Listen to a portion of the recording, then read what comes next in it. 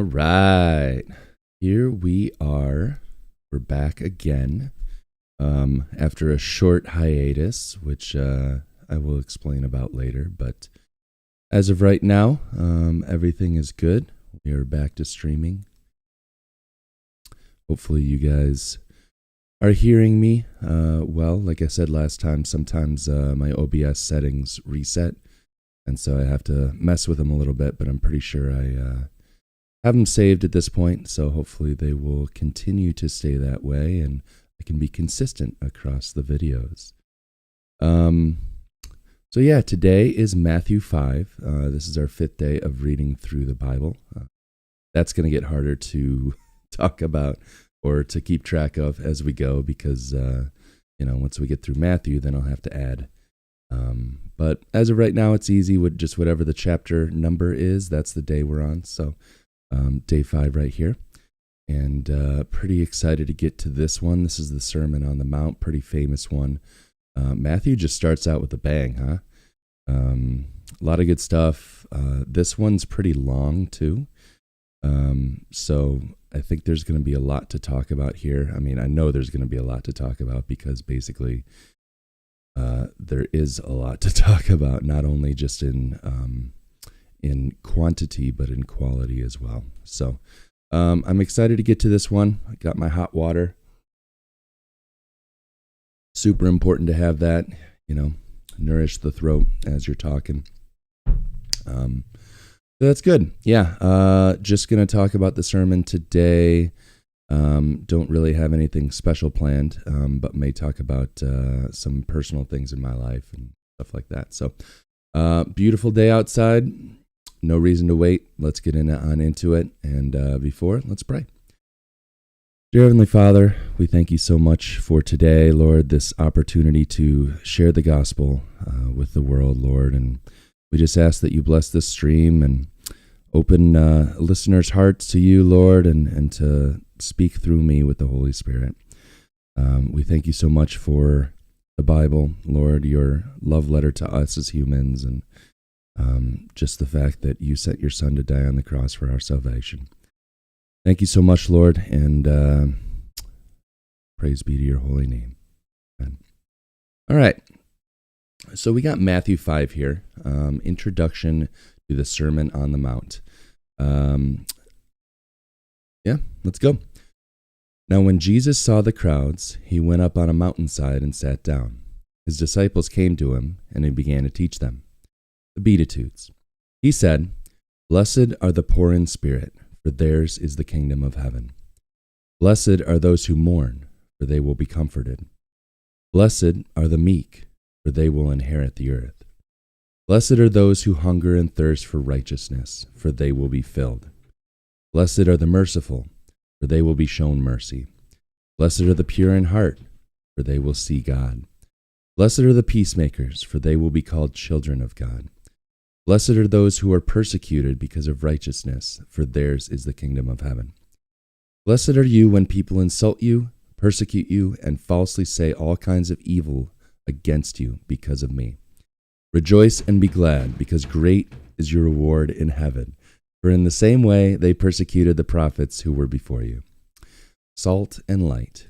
You are the salt of the earth, but if the salt loses its saltiness, how can it be made salty again?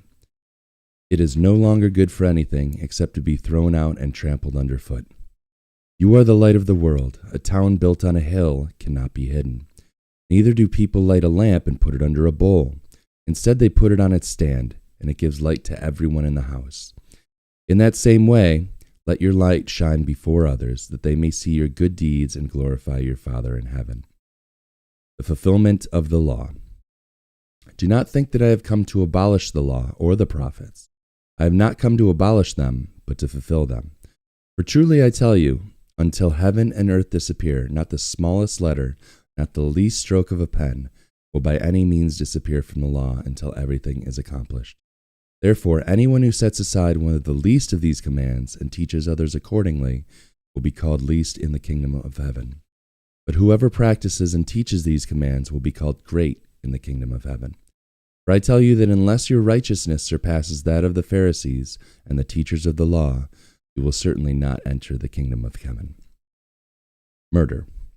You have heard that it was said to the people long ago, "You shall not murder," and anyone who murders will be subject to judgment. But I tell you that anyone who is angry with a brother or sister will be subject to judgment. Again, anyone who says to a brother or sister, "Raka," is answerable to the court, and anyone who says, "You fool," will be in danger of the fire of hell. Therefore, if you are offering your gift at the altar, and there remember that your brother or sister has something against you, leave your gift there in front of the altar. First go and be reconciled to them, then come and offer your gift. Settle matters quickly with your adversary who is taking you to court. Do it while you are still together on the way, or your adversary may hand you over to the judge, and the judge may hand you over to the officer, and you may be thrown into prison. Truly I tell you, you will not get out until you have paid the last penny. Adultery. You have heard that it was said, "You shall not commit adultery." But I tell you that anyone who looks at a woman lustfully has already committed adultery with her in his heart. If your right eye causes you to stumble, gouge it out and throw it away. It is better for you to lose one part of your body than for your whole body to be thrown into hell. And if your right hand causes you to stumble, cut it off and throw it away. It is better for you to lose one part of your body than for your whole body to go into hell. Divorce. It has been said, anyone who divorces his wife must give her a certificate of divorce. But I tell you that anyone who divorces his wife, except for sexual immorality, makes her the victim of adultery, and anyone who marries a divorced woman commits adultery. Oaths. Again, you have heard that it was said to the people long ago, "Do not break your oath, but fulfill to the Lord the vows you have made." But I tell you, do not swear an oath at all, either by heaven, for it is God's throne, or by earth, for it is his footstool, or by Jerusalem, for it is the city of the great king. And do not swear by your head, for you cannot make even one hair white or black. All you need to simply say is yes or no. Anything beyond this comes from the evil one. Eye for an eye. You have heard that it was said, "Eye for eye and tooth for tooth." But I tell you, do not resist an evil person. If anyone slaps you on the right cheek, turn to them the other cheek also. And if anyone wants to sue you and take your shirt, hand over your coat as well. If anyone forces you to go 1 mile, go with them 2 miles. Give to the one who asks you, and do not turn away from the one who wants to borrow from you. Love for enemies. You have heard that it was said, "Love your neighbor and hate your enemy." But I tell you, love your enemies and pray for those who persecute you, that you may be children of your Father in heaven. He causes his sun to rise on the evil and the good, and sends rain on the righteousness and the unrighteous. If you love those who love you, what reward will you get? Are not even the tax collectors doing that? And if you greet only your own people, what are you doing more than others? Do not even pagans do that? Be perfect, therefore, as your heavenly Father is perfect. Praise be to God. All right. So that was a long one. And there's a lot of stuff in there. I mean, anytime Jesus talks, there's multiple layers of things. But this one especially, and that's part of the reason why it's so well known. And a lot of people quote this. So let's talk about the Beatitudes first. And let me just preface this with saying I am not super educated on this subject. This is merely going to be my personal reflections and opinions, just based off of what I'm reading. But there are a couple things that I have heard more in-depth sermons on, and I'll go into those as we talk. But yeah, here, basically what I'm seeing here is talking about those who... what's the best way to say that? Not having issues, but, people who are maybe less fortunate, right? And if you think about it, and something that I've noticed over time and just makes sense, is the people who are suffering are typically the ones who do come to God. Anybody who has a good in this life, if you're wealthy, you're good looking, you're smart, those are things that especially our society tends to praise you for and tells you to hold on to, whatever you need to do to hold on to those things. And so a lot of those people, I think it makes it really difficult for them to come to God. And that's, also something that Jesus says. It's easier for a camel to go through the eye of a needle than for a rich man to enter the kingdom of God. And, reading through the Bible, especially as a young man, as a kid, that kind of stuff, you're like, well, that seems really ridiculous. Like, who says a rich man can't, believe in God and all that kind of stuff. But becoming older and starting to just accumulate material wealth and things like that, I realize how difficult that is and how easily your focus can shift to the things that you own, as opposed to focusing on God. And, I keep referencing things that we haven't gotten to yet, but, hopefully you guys will remember when I reference them, when they actually come up. But Jesus talks about, or actually I think it's Paul saying that it's better not to get married as a single man. Now, a lot of the stuff in the Bible is cultural, and so take it with a grain of salt, but his reasoning for that is that a single man is focused on how he can please God, and a married man is focused on how he can please his wife, and the same thing with a woman. She's focused on how she can please God, a married woman focused on her husband. And so it's the same thing with the things that you have. You tend to, there's a saying, the things that you own you, right? And it's easy to you just get focused on these things and not even realize it. And I've seen it in my own life is like, as a single man, I was a lot more free to just think about what God wanted and go do that and be like, oh, well, there's nothing holding me back from doing this. But now my thoughts are about my wife and my son. And I have to take that into consideration before I want to do something. And to give you a specific example, I went over and lived in Korea for 2.5 years, just, on my own personal missions trip, basically. But, there's a whole long story as to how that kind of happened. But I didn't have to worry about, bringing a wife and son along with me. And of course, that's where I ended up finding a wife. But now, if I wanted to, let's say, go to Africa on a missionary trip, I'm going alone and being apart from my family, or I have to bring my family with me, which is a very difficult thing to plan, worry about their safety, all that kind of stuff. So it's very easy to get distracted by these things, I think, and material wealth is no joke when it comes to that. And so I think it's really important to kind of look at things even from a general stance and see that, typically the people who need the gospel and who are more open to receiving it are the ones who are, having more of a difficult time in this life, which is really interesting to me. And I find myself struggling with a lot of those things myself, and just like having a foot in the world and having a foot in, I don't want to call it heaven, but, just in the Bible, in my faith, and trying to enjoy both as opposed to just living for God. I would say that in the last couple weeks, since I was laid off from my job, I've really leaned into the faith part of my life and tried to pull away from, just the distractions, money and, all that kind of stuff. Not an easy thing to do, obviously, because money is our bartering system here, and you have to have money to live.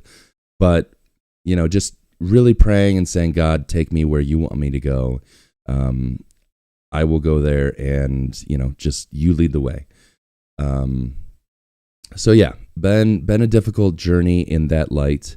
And that's, I guess I might as well talk about it now.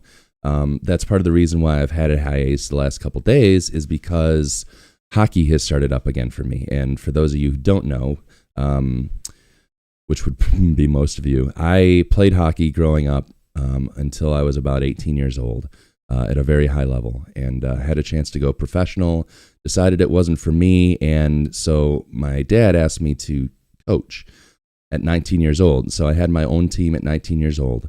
And I've been doing that almost 20 years now. So hockey's been a major, major part of my life, my entire life. And it's not something that I really enjoy. Like, I don't love it. And I've known that for a long time.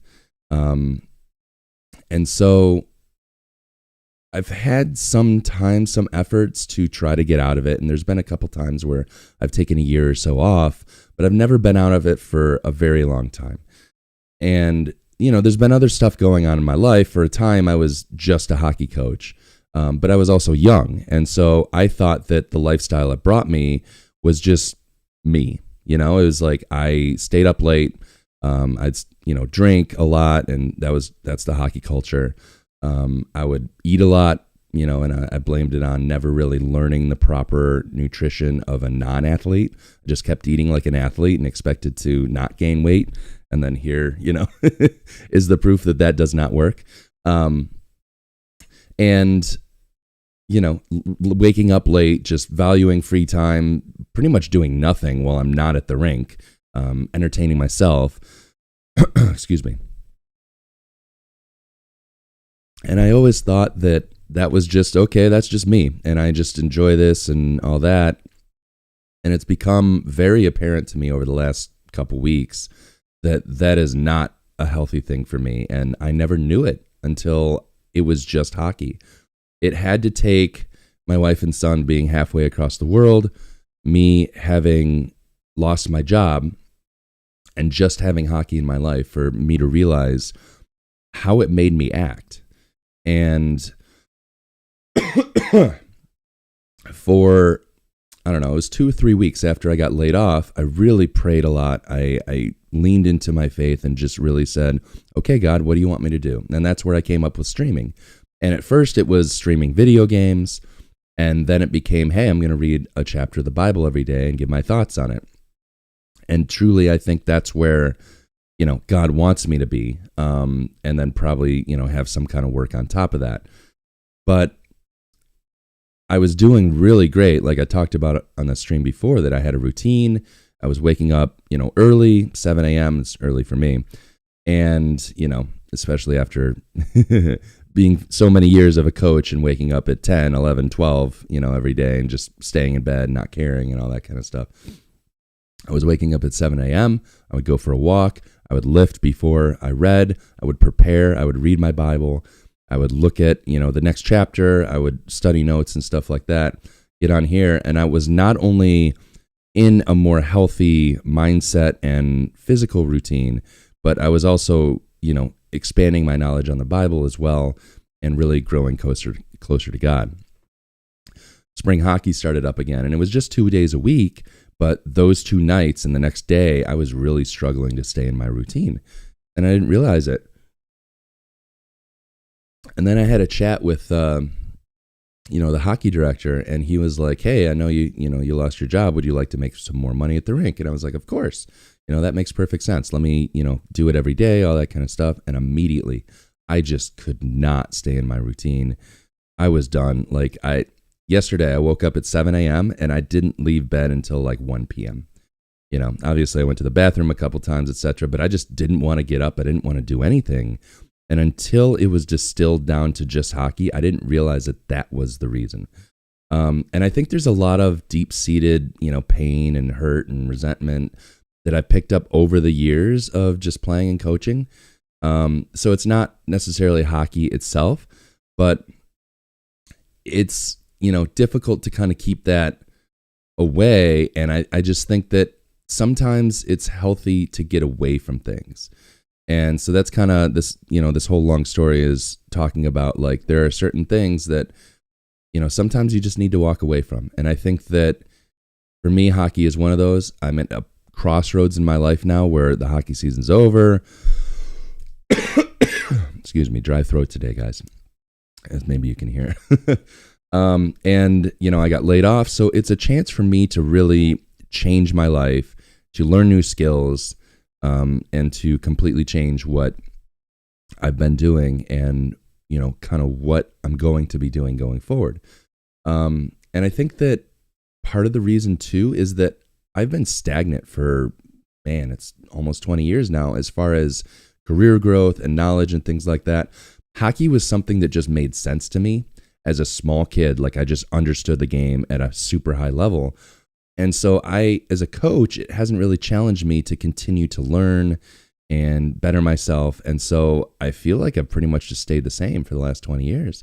And now I'm using my resume to apply to jobs. And it's like, okay, well, I have Dell on there, and then everything else is hockey. And I have an MBA, but everything else is hockey. And so, like, who wants to take a chance on a person like that? There may be some companies who value work experience and life experience and stuff, but that's really hard to find in the tech world. And so it's been difficult, and it's something that has really kind of opened my eyes and said, you know what, you need to throw yourself into a change here, learn some new skills, challenge yourself, and you're going to be a lot more fulfilled. So anyways, that kind of ties in with a little bit further down here, where it's talking about if your right eye causes you to stumble, gouge it out and throw it away. It's better for you to lose one part of your body than for the whole body to be thrown into hell. This specifically, obviously, is about adultery, but I think it fits in really every part of our life. If you have something that's making you stumble, if you can't, look at a bottle of beer and only drink one, and you have to have 30 of them, then maybe that's something you need to cut out of your life. And it's, obviously a lot of people read this and they're like, whoa, that's pretty hardcore. And a lot of this is, parables and hyperbole. So you don't want to necessarily take it at its face value, literally. But, it's something that can be applied everywhere in your life. And so I've really taken to that, and I think that it's important to surround yourself with, people who are believers. And, if you are in the world, something like hockey, you need to have a strong support base for you, because otherwise it's super easy to get wrapped up in the culture. And just, I just realized I'm a different person when it comes to hockey, and I'm like trying to lead these two lives, and I'm just not myself. And so I'm happy for this opportunity to be able to get away from it. But, it is what it is. I still have hockey tonight. You can't completely pull out right away. But, I'm working to try and, change my mindset on that. And who knows, like praying about it as well. God may just change my feelings toward hockey, and I may be able to just treat it as something that just happens at night, and and be able to come back to it and lead normal days and nights and not have it affect me. But as of right now, it's really a difficult one. So I don't want to skip around too much here. I just wanted to kind of talk about that first. So yeah, here's what I'm saying in the first section. It's just like, it's pointing out that, the gospel is for everyone, but the people most receptive to it are the people who have made their mistakes and who have, maybe been less fortunate in this life. We have salt and light. Salt and light basically just means, as a Christian, show your Christianity. We're called to live in this world, but not be of this world. And we're also called to live a different enough life where people wonder why you do that, and, can tell that you're not a normal person just living for money and all that kind of stuff. So how does that look? There are tons of different ways to do that. Maybe some people just don't cuss. Maybe some people are just, giving away services for way too little as far as financial compensation. People that just do things differently, and so that God and Christ have touched their lives. And that, isn't always easy to do. And like I said, I struggle with it myself. I try to live with one foot in the world and one foot in my faith, and it's really difficult to do. So I'm really going to try to pull that foot out of the world and move it towards my faith. So that's what Salt and Light's talking about. Fulfillment of the law. Basically, I believe this is more of cultural. The Jews thought that Jesus, when he came, not specifically Jesus, but when the Messiah came, that he would be a political leader, he would be a military leader, and somebody who, kind of really just changed things up and brought Israel to the forefront of the world and super powerful. So he's not here to abolish the law or anything. He's actually here to fulfill the law, which he did through his covenant with us now, and now he has become the animal sacrifice per se on the cross, which animal sacrifice was what happened in the Old Testament. If you ever sinned, you had to sacrifice an animal to atone for that sin. Jesus became the living sacrifice for the rest of us, and so that kind of got abolished. So yeah, kind of blow through that one. That one's a tough one, not gonna lie. Murder, obviously, murder is wrong, but this one is kind of starting to talk about your heart, which the next one as well. Adultery. Both these things are talking about how you can commit a sin in your heart and you've still committed that sin. And that's something that I've talked about earlier, kind of touched on, was saying that sin doesn't have to be external. Sin, and this is the first time that anybody was saying this, by the way. So this was like a huge thing for people listening. They were like, whoa, like it's not just the act of murder, it's thinking about the murder and indulging and thinking about the murder. Or adultery is actual sin as well. And so that's really something to be important. You got to separate, as I talked about before, separate the temptation, which is not wrong, with the actual sin, which is, basically doting on that and continuing to think about it and building it up in your mind is the actual sin. Divorce, this is a big one, especially these days. Our culture has just allowed this to be super easy, and actually Israel's culture did as well. They'll talk about it a little bit later, but Moses allowed them to have divorce because, as they say, their hearts were hard and they wanted to be able to divorce and marry whoever they want. But the reason this is a big deal is because when you get married, God looks at you as one person. Man and wife become one to God. And so you can't separate that. And so that's why that's such a big deal. And in these days, obviously, we just, whatever, you can marry whoever you want, and you can marry 30 people if you want, and you can, drop people by the wayside and marry 5 people a year if you want, and, do whatever you want. So, but the idea is that people who believe in God and want to follow that, the whole point is to, make it work. With your husband or wife. Oaths, this one is just, hey, say what you mean. Long story short, I think a lot of people back in the day would use, just say, hey, I'll swear on my own head, or I swear on my mom's grave, or stuff like that. You still hear that to a certain extent. But yeah, just say what you mean, basically, and don't say an oath unless you are going to back it up, which I'd say is probably an issue these days as well. Eye for an eye. This is the one where I actually have a little bit of further depth in. I was at a church, I don't know, this had to be 7-8 years ago now. And a guest speaker came in and spoke specifically on this small section and talked about how the historical context of this, where if anyone slaps you on the right cheek, turn to them the other cheek also. This just seems like, hey, if somebody slaps you on the cheek, turn your other cheek and just be submissive. That's actually not what it is. It specifies the right cheek, which is, what is it? Right to left. Yeah. So I think left hand is the one that most people would use to like wipe their butt with and stuff when they went to the bathroom. And so if they slap you left hand to right cheek, then no, that doesn't make sense, right?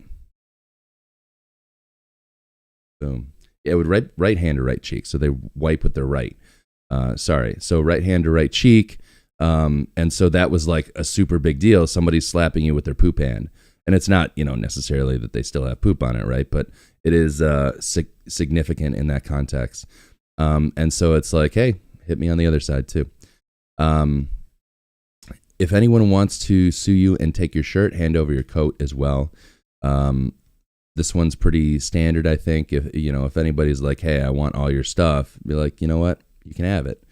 You don't put up resistance because material goods are not what matters.